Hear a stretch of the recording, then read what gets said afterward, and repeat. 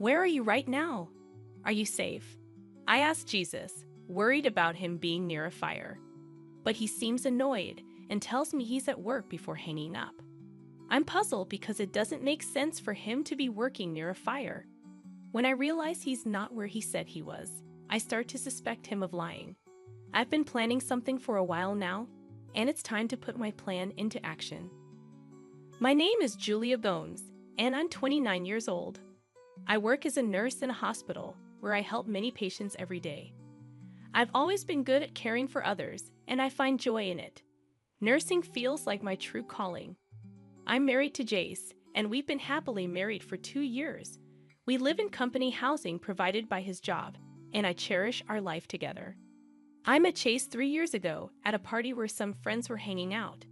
Jace, who tends to get shy, drank a lot and ended up getting drunk pretty quickly. Even though we had just met, I couldn't leave him alone in that state, so I took care of him at my place. The next day, Jace didn't remember anything, but he said something serious like, "I'll take responsibility," which made me burst into laughter. I had to explain to him what happened, and he felt embarrassed and apologized.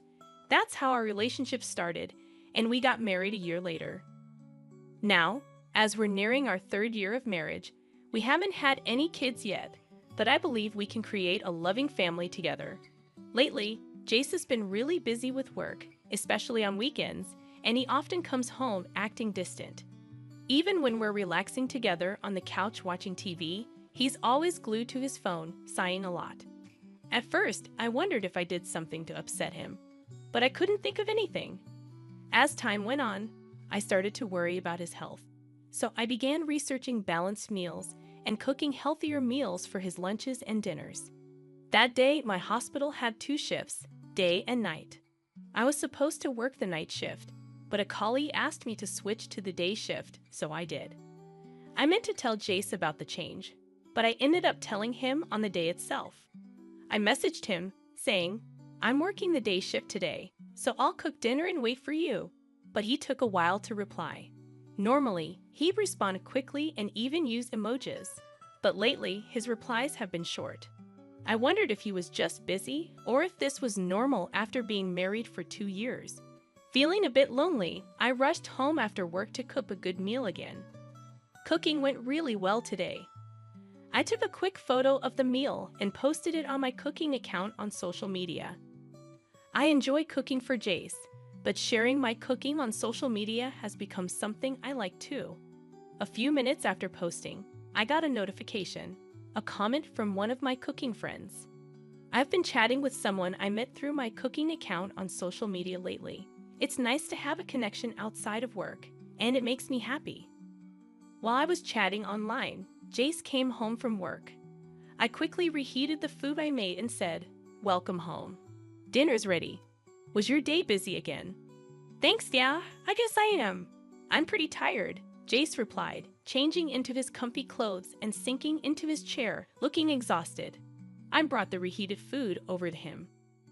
"Yeah, a colleague needed my help with something urgent. Sorry I didn't tell you earlier," I explained as I sat down at the table to eat. "Let's dig in." "It's okay.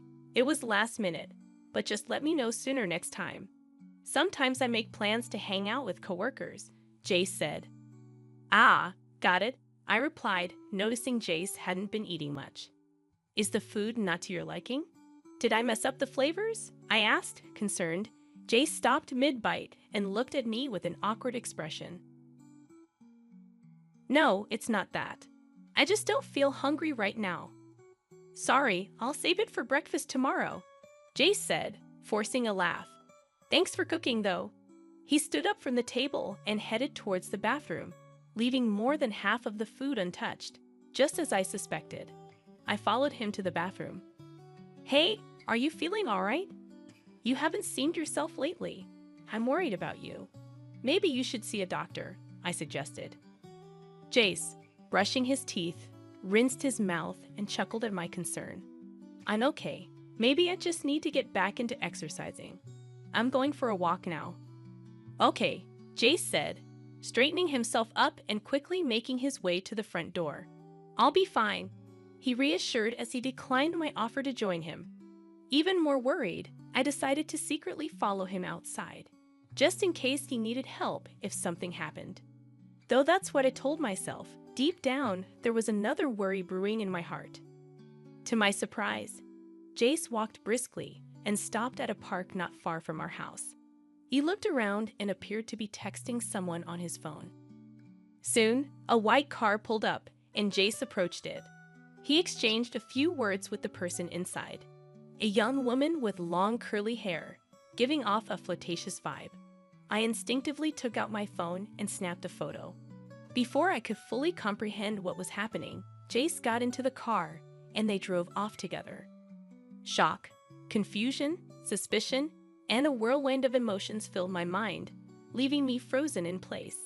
Then, a message from Jace came. Met a friend unexpectedly. I'll be home late. A friend? The image of him with the woman lingered in my mind, and I couldn't bring myself to believe his explanation. That night, Jace didn't come home until after 1 a.m., and my anxiety was through the roof. Tears streaming down my face, I showed him the photo I had taken. When he saw the photo, Jace froze for a moment, then quickly brushed it off with a laugh. Oh, I just bumped into a client salesperson while I was out walking. I was just giving them some advice, nothing more. Please trust me, he pleaded, looking at me with a sad expression, as if he was the victim, shutting down any further questions. After that, Jace's work became incredibly hectic, and I found myself working overtime often when I was on the day shift. Despite our conflicting schedules, I tried to bring up the incident from before, but he always brushed it off with excuses like, I'm tired, I worked late yesterday, or I'm working on my day off today, really. During work, whenever I relaxed, thoughts of Jace and that woman being close would creep into my mind, making me feel uneasy. After finishing my night shift, the morning sun felt harsh on my tired eyes. I realized I hadn't been taking care of myself lately because of all the worry and anxiety. So, I decided to stop by a cake shop that opened early in the morning and bought myself a cake. With my mood slightly lifted, I left the store and took a different route home. There were many hotels in the area, and I often saw couples who seemed to be up to something. But maybe because it was early morning, the area was quiet. As I walked carefully to avoid damaging the cake, thoughts like, I have some tea at home, maybe we can enjoy it together, crossed my mind. Then, out of the corner of my eye, I saw a young man and woman coming out of a hotel on the opposite sidewalk. I glanced over casually, but then I froze. There was Jace, with his sleepy smile, and the woman with the long curly hair from the car that day smiling back at him. The cake slipped from my hand and splattered on the ground. In that moment, all I could think about was gathering evidence. With trembling hands, I took out my phone and snapped a picture of them arm in arm, smiling at each other. They looked like a couple in the photo. My heart raced, and I broke out in a cold sweat, realizing that Jace had been lying to me. All I could see was the fallen cake box and the damning photo of them staring back at me. In the back of my mind, I knew I couldn't stay with him anymore. One day, after a series of events confirmed my suspicions about Jace, the word divorce started to feel like a real possibility. I was working my usual day shift, busy with tasks. Suddenly, I heard sirens in the distance, signaling that fire trucks were passing through the neighborhood. It wasn't just one truck, but 2 or 3 in a row, which made me worry that there might be a fire nearby. After finishing a phone call and taking a moment to catch my breath, 2 colleagues returned from a patient's room, discussing how frightening it was. Good job. What's going on? I asked, sensing there might be trouble. They lowered their voices and told me there's a fire at Company A. A patient we passed in the hall mentioned it. Company A? A fire? Those words sent a shiver down my spine. Excusing myself from my colleagues and clutching my phone tightly, I hurried to a quiet spot. Company A, where the fire was reported, was where Jace worked. With a sense of dread, I called Jace. Like every morning, I had seen him off to work. Since the events that had unfolded, we hardly saw each other at home and rarely spoke. But I never missed saying goodbye to him in the morning. Please pick up. I whispered to myself, hoping Jace would answer. After several rings, I heard his voice on the other end, asking, "Hello? Where are you? Are you okay?" Despite my half-shouted relief, Jace sounded annoyed. "What's going on all of a sudden? I'm at work, you know. Don't call me during work hours," he grumbled before hanging up abruptly. All I heard was the end of call beep in my ear. While I was glad to know Jace wasn't in the fire, I felt a deep unease. It didn't make sense for him to be working, as if nothing was happening. His dismissive attitude towards my concern only added to my frustration. He probably wasn't at work at all. I saw him off to what I thought was his workplace, but it must have been somewhere else. Maybe all this time, without realizing it, I've been seeing him off to another woman's place. Out of the corner of my eye, I thought I saw shimmering long curly hair. With determination, I dialed a certain person's number on my clenched phone. After finishing my work safely, I rushed home and started packing up the furniture and appliances in the house. Then the doorbell rang, ding dong. But it wasn't Jace at the door. It was a friend from college who knew about my situation with Jace and had offered to help me leave. Despite my sudden request for help moving my belongings from work, she readily agreed. "Thank you so much. I'll treat you to something next time," I said, feeling apologetic. But she just smiled and replied, "You've been through a lot, haven't you? I'm always here to help." I felt grateful for having such a good friend, a feeling that had faded recently, and my heart warmed. Together, we moved out the furniture, appliances, and clothes I had prepared into the car. The room, now empty of the belongings I had accumulated since my single days, felt stark and bare. Looking around, I questioned if I had any lingering attachments to my past life. "No, I don't need it anymore," I decided, feeling no pull to stay. With determination, I headed towards an apartment near my workplace. On the day I saw Jace leaving a hotel with another woman, I had rushed to a real estate agent. I wasn't sure about divorce yet, but I had rented the apartment just in case. I felt satisfied with my decision. I unpacked the items in the apartment and then remembered something. I grabbed my phone and dialed a number, waiting for the robotic voice guidance to start. Hours later, after settling in from the move, I was taking a break when I received a call. Glancing at the display, I saw Jace's name. I took a deep breath before answering. "Hello. Julia, where are you? I came home to an empty house and my phone isn't working. What's going on?" Jace's voice sounded frantic. "Most of the stuff at home belonged to me, so I took it with me. And as for the phone, it was in my name, so I canceled it," I calmly explained. His voice remained anxious. "Wait, my phone isn't working." "Well, I can only use Line because I'm connected to Wi-Fi. But more importantly, you said you took the stuff. You're not seriously running away, are you? This is a joke, right?" Jace's voice was filled with disbelief. As I listened to Jace still not grasping the situation, my irritation grew. "Are you seriously saying that?